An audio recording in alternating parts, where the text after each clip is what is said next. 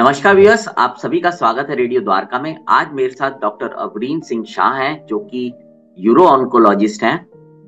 Sir, आपका बहुत बहुत स्वागत है रेडियो द्वारका में। सर, नमस्कार। एक प्रोस्टेट का एक इशू रहता है जो कि जनरली मेंस में जैसे जैसे उम्र बढ़ती जाती है वो डेवलप होता है। थोड़ा सा इसके बारे में बताएं हमारे सुनने वालों को।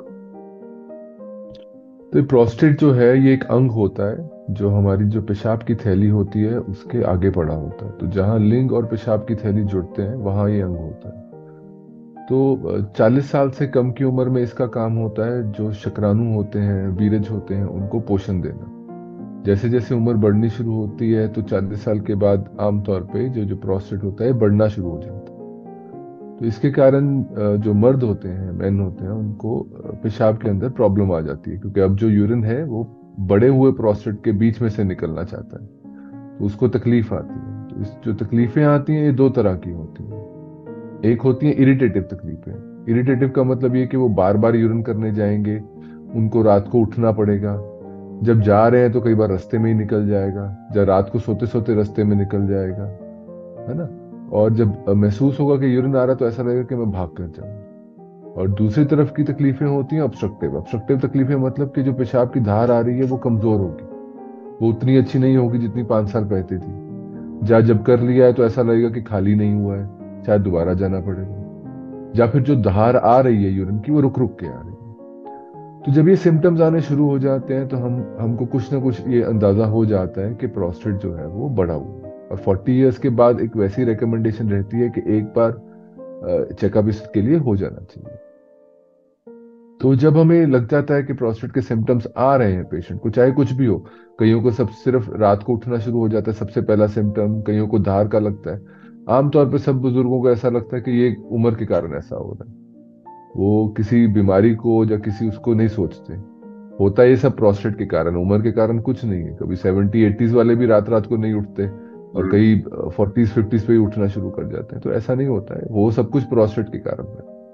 तो हमारा नेक्स्ट स्टेप ये रहता है कि इसको इवेल्युएशन करके ये देखा जाए कि ये जो प्रोस्टेट है जो बड़ा हुआ है जिसके कारण ये तकलीफें हो रही हैं, ये बड़ा क्यों है।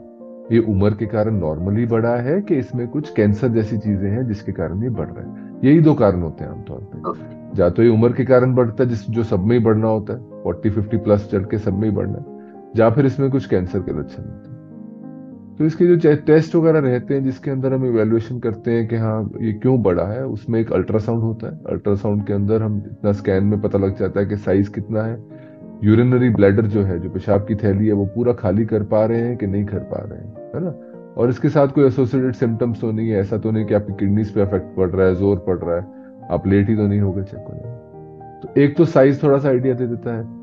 और एक पीएसए का टेस्ट होता है, ये ब्लड का टेस्ट होता है, एक पीएसए नामक, जिसमें ये आइडिया हो जाता है कि ये जो बड़ा हुआ है ये कैंसर के कारण बड़ा हुआ है कि नॉर्मली बड़ा हुआ अच्छा सर, एक क्वेश्चन लेना चाहूंगा कि जैसे किसी को मान लीजिए सिम्टम्स होते हैं, तो अगर वो इमीडिएटली डॉक्टर के पास चला जाए तो क्या इसकी ग्रोथ, जैसे आप बोल रहे हैं, जितना ये खतरनाक हो सकता है अगर टुवर्ड्स कैंसर की तरफ चला जाए तो उसमें सर ट्रीटमेंट जल्दी लेने से कुछ बेनिफिट रहता है उसमें? है।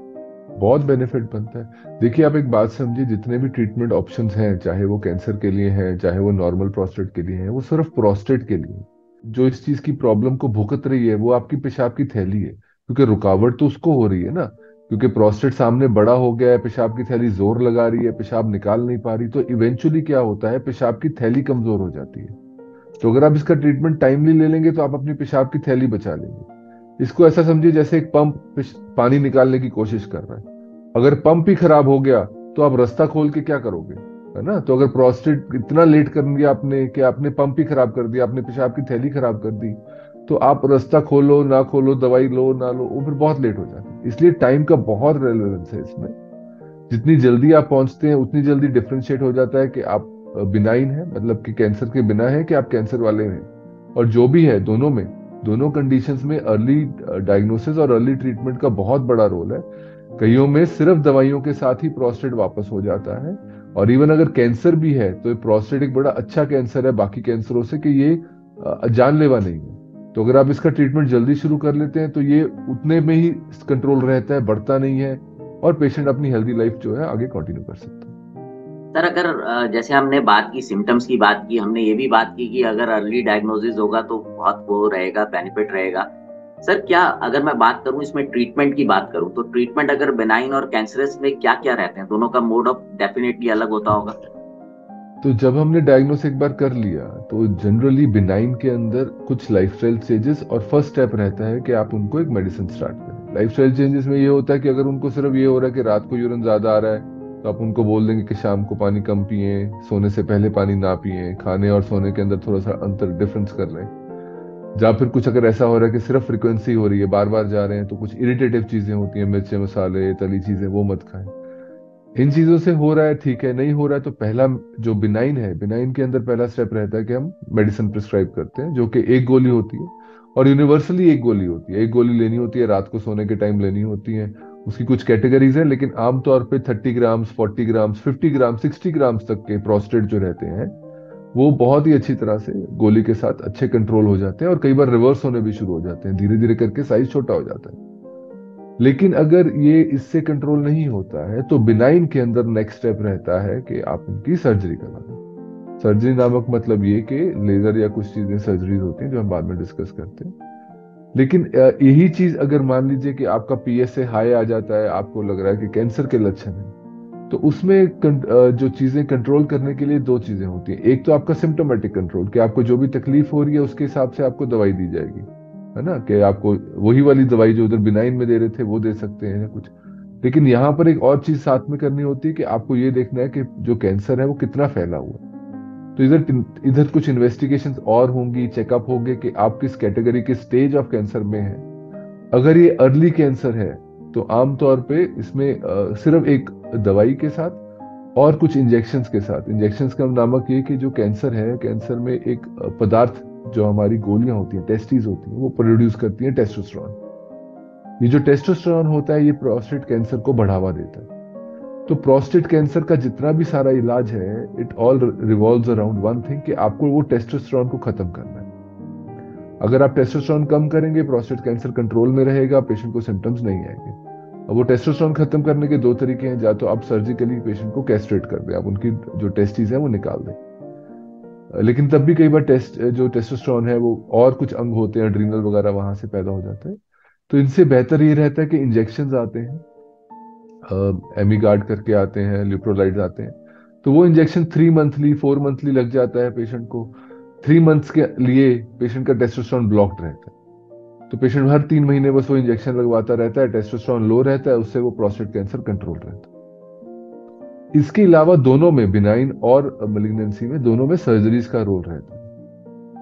अच्छा सर, जैसे अभी हम जब ट्रीटमेंट की बात कर रहे थे तो आपने सर्जरी का जिक्र किया, तो क्या जितने भी तरह के प्रोस्टेट्स होते हैं इसमें सर्जरी एक वो बचता है? हालांकि आपने दवाइयों का भी जिक्र किया, बट क्या सर्जरी एक फाइनल मैं मानूं कि वही ट्रीटमेंट है?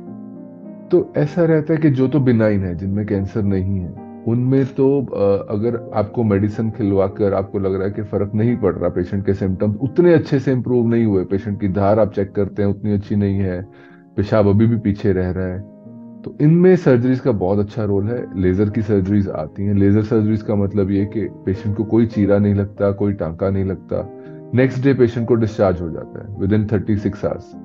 तो इसमें क्या करते हैं, हम दूरबीन डालते हैं लिंग के अंदर, जितना भी प्रोस्टेट बढ़ा हुआ है हम उसको लेजर के साथ दूरबीन द्वारा निकाल देते हैं, पेशेंट को नेक्स्ट डे डिस्चार्ज कर देते हैं। जिसके रिजल्ट इतने अच्छे हैं, क्योंकि जो काम दवाई ने 6 महीने 1 साल खाकर करना था, ये इमीडिएट रिजल्ट है, पेशेंट का प्रोस्टेट निकल गया। जिस दिन उसकी पाइप निकलती है नेक्स्ट डे, तो पेशेंट अच्छे से वॉइड कर रहा होता है, पेशेंट बहुत कंफ्यूज होता है। तो इसमें आप ब्लैडर, जो पेशाब की थैली जिसपे जोर पड़ रहा था, उसको बचाने में कामयाब हो जाते हैं। रही बात कैंसर की, तो कैंसर में ऐसा रहता है कि कैंसर की सर्जरी जो है वो सिर्फ एक स्टेज डिफाइंड होनी चाहिए, उसी में कर सकते हैं। अगर वो कैंसर फैल गया है, ज्यादा बढ़ गया है, तो उसमें सर्जरी नहीं हो सकती। हाँ, लेकिन अगर वो प्रोस्टेट तक सीमित है, प्रोस्टेट के बाहर नहीं गया, तो इसमें सर्जरी होती है। लेकिन इसमें वो लेजर वाली सर्जरी नहीं होती, इसमें दूरबीन की सर्जरी होती है, जिसमें पूरे का पूरा प्रोस्टेट निकालते हैं। देखिए, एक प्रॉब्लम ये है ऐसा कि जो प्रोस्टेट का बिनाइन कंडीशन है वो प्रोस्टेट के अंदर के हिस्से में होता है, और जो कैंसर होता है वो बाहर के हिस्से में होता है। तो जब बिनाइन करते हैं तो अंदर से ट्रीट करते हैं, लिंग के अंदर से जाके उसको निकाल देते हैं। लेकिन अगर कैंसर है तो बाहर से उसको निकालना पड़ता है। तो इसमें क्या करते हैं कि पूरा का पूरा प्रोस्टेट हम निकाल देते हैं, चाहे वो लेप्रोस्कोपिकली निकाल रहे हैं या रोबोटिकली निकाल रहे हैं। तो पूरा प्रोस्टेट निकाल के पेशाब की थैली और लिंग को दोबारा जोड़ते हैं। ये एक मेजर सर्जरी होती है और इसके कुछ क्राइटेरिया होते हैं कि पेशेंट उस क्राइटेरिया में होना चाहिए, ज्यादा फैला नहीं होना चाहिए। अगर फैल ही गया है तो फिर इसको करने का कोई फायदा नहीं। तो अगर वो क्राइटेरिया में बैठ रहे हैं तो ठीक है। अच्छा सर, हमने सारी चीजें ट्रीटमेंट की भी बात की। मैं आपसे समझना चाहूंगा, हालांकि ये उम्र के साथ होता है, क्या कुछ प्रिकॉशंस लिए जा सकते हैं अपनी लाइफ में जिससे कि इसके लेट किया जाए या रोका जाए? देखिए, होना तो है। ये है कि अगर आप बहुत अच्छा ध्यान रखते हैं तो कई बार आपको सिम्टम्स होते नहीं। प्रोस्टेट बड़ा भी हो तब भी आपको सिम्टम्स नहीं होते। आपकी जो ब्लैडर है उसकी कैपेसिटी या उसकी मसल पावर इतनी अच्छी रहती है कि उसको फर्क ही नहीं पड़ता कि प्रोस्टेट बड़ा हो। तो इसमें यूरिन जो है प्रोडक्शन, पानी ज्यादा पीकर, ये बहुत इंपॉर्टेंट है। अगर आप पानी अच्छे से पी रहे हैं, दिन में 2.5-3 लीटर पानी पी रहे हैं, कुछ योगा एक्सरसाइजेस वगैरह कर रहे हैं, आपकी सेक्सुअल हेल्थ अच्छी है, तो ये सब चीजें अगर आप कर रहे हैं तो आपके प्रोस्टेट का कंडीशन अच्छा रहेगा।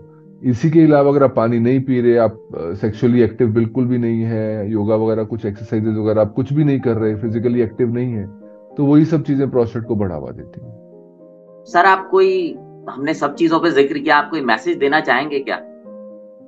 हाँ, तो इसमें एक सिंपल मैसेज ये रहेगा कि जो भी 40+ हैं, अगर आपको ऐसा कोई भी लक्षण आ रहा है, आपको लग रहा है कि आपके यूरिन के धार कमजोर हो रही है, आपको रात को उठना पड़ रहा है, पहले नहीं उठते थे, या बार बार जाना पड़ रहा है, तो उसको उम्र के हिसाब से हो रहा है या ऐसे ही हो रहा है, या सर्दियां आ गई हैं, गर्मियां आ गई हैं, फलाना, तो इस पे मत डालें। एक सिंपल सी इवेल्युएशन है, आधे घंटे से ज्यादा नहीं लगता। यूरिन का एक टेस्ट होता है, एक PSA होता है, एक अल्ट्रासाउंड होता है। तो आपको इस चीज को अपने अंदर नहीं रखना है। एक बार यूरोलॉजिस्ट को अच्छे से कंसल्ट कर लें। अगर कोई प्रॉब्लम होगी तो वो टाइम से अगर टैकल हो जाएगी तो आप लॉन्ग रन में सेफ रहेंगे। That's it. बहुत बहुत धन्यवाद सर आपका, आपने समय दिया। और तो मेरे को लगता है जो हमारे व्यूअर्स हैं, जो भी सुनने वाले हैं, उनको ये जानकारी बहुत लाभदायक होगी, क्योंकि इसमें हमने सारे ही एस्पेक्ट्स को लिया है। ट्रीटमेंट, सिम्टम्स, प्रिकॉशन, सब चीजें इसमें कवर की हैं। तो एक बार फिर बहुत बहुत धन्यवाद सर आपका। तो व्यूअर्स, थैंक यू। इस तरह की और भी जानकारी अगर आप चाहते हैं, अवेयरनेस चाहते हैं, तो आप हमसे जुड़े रहें। और अब आपसे हम विदा लेते हैं। बने रहे रेडियो द्वारका।